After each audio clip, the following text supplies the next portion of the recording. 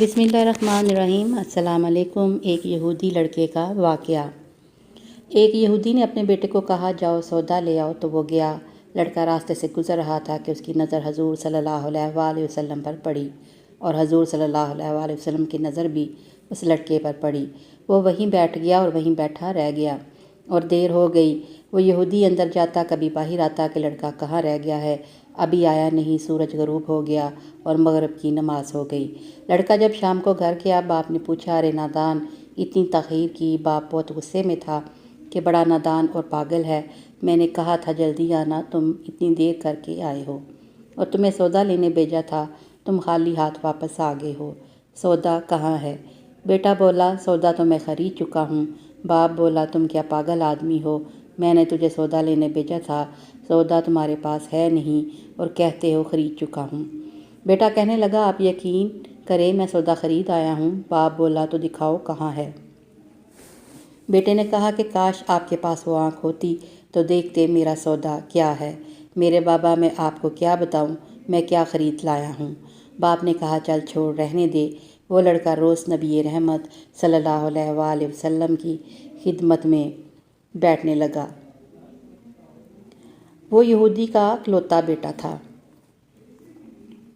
بہت پیارا تھا، اس لیے کچھ نہ کہا۔ کچھ دنوں بعد لڑکا بہت بیمار ہو گیا اور کافی دن بیمار رہا۔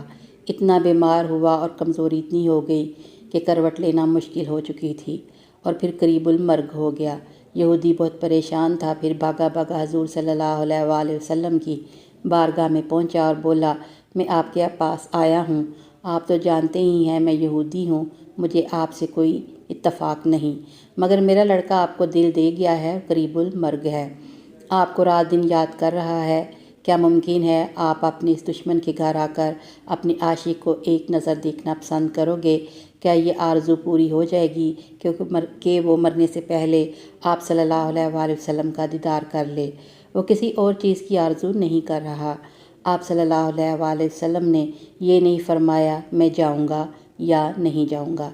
آپ صلی اللہ علیہ وآلہ وسلم نے فرمایا، ابو بکر، عمر، علی، عثمان، آؤ، آخری لمحہ ہے، آنکھیں بند کرنے سے پہلے اسے ہم کچھ دینا چاہتے ہیں، چلو چلتے ہیں۔ یہودی کے گھر پہنچے تو لڑکے کی آنکھیں بند تھیں۔ حضور صلی اللہ علیہ وآلہ وسلم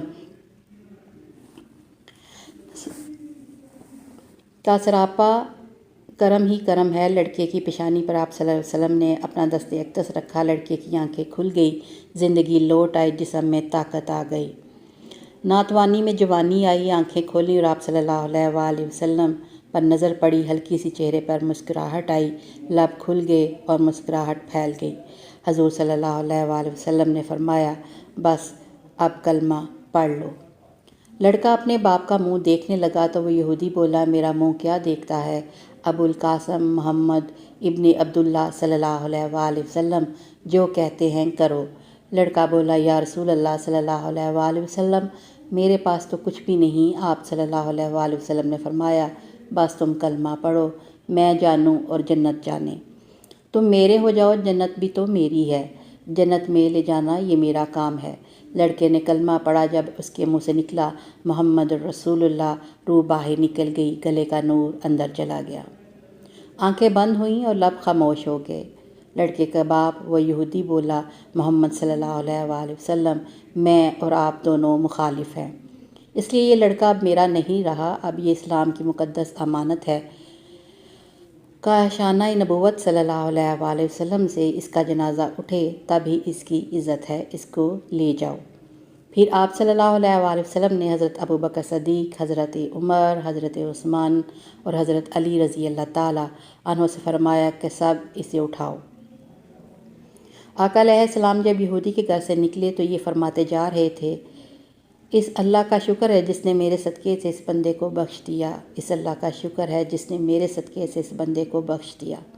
اللہ اکبر! کیا مقام ہوگا اس عاشق کی میت کا، جس کو علی، عثمان، ابو صدیق، عمر بن خطاب، بلال حبشی رضی اللہ تعالیٰ عنہم جیسی مشہور شخصیات کندھا دے کر لے جا رہے ہوں، اور آگے آگے محمد مصطفیٰ صلی اللہ علیہ وآلہ وسلم ہو۔ قبر تیار ہوئی، کفن پہنایا گیا تو حضور قبر کے اندر تشریف لے گئے۔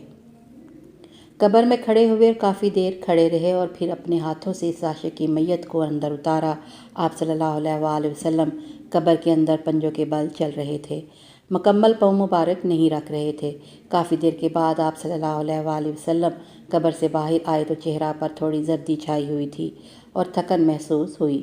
صحابہ رضی اللہ تعالیٰ عنہ نے آپ صلی اللہ علیہ وآلہ وسلم سے پوچھا کہ یہ کیا ماجرا ہے کہ آپ صلی اللہ علیہ وآلہ وسلم نے قبر میں پاؤں مبارک مکمل نہیں رکھا، آپ پنجوں کے بل کیوں چلتے رہے؟ تو آپ صلی اللہ علیہ وآلہ وسلم نے فرمایا، قبر کے اندر بے پناہ فرشتے آئے ہوئے تھے، اس لیے مجھے جہاں جگہ ملتی تھی میں پنجہ ہی رکھتا تھا، پاؤں رکھنے کی جگہ نہیں تھی، میں نہیں چاہتا تھا کسی فرشتے کے پاؤں پر میرا پاؤں آ جائے۔ پھر صحابہ نے پوچھا، آپ صلی اللہ علیہ وآلہ وسلم قبر کے اندر کیوں گئے؟ ہمیں کہتے ہم چلے جاتے۔ آپ صلی اللہ علیہ وسلم نے فرمایا کہ میں نے اس لڑکے کو بولا تھا کہ تیری قبر کو جنت بناؤں گا، تو اب اس قبر کو جنت بنانے قبر کے اندر چلا گیا تھا۔ تو پھر حضور اتنے تھکے ہوئے کیوں ہیں؟ تھکا اس لیے ہوں کہ فرشتے حورے اس عاشق کے دیدار کے لیے آ رہے تھے اور میرے وجود سے لگ لگ کر گزر رہے تھے، ان کی وجہ سے تھک گیا ہوں۔ سبحان اللہ۔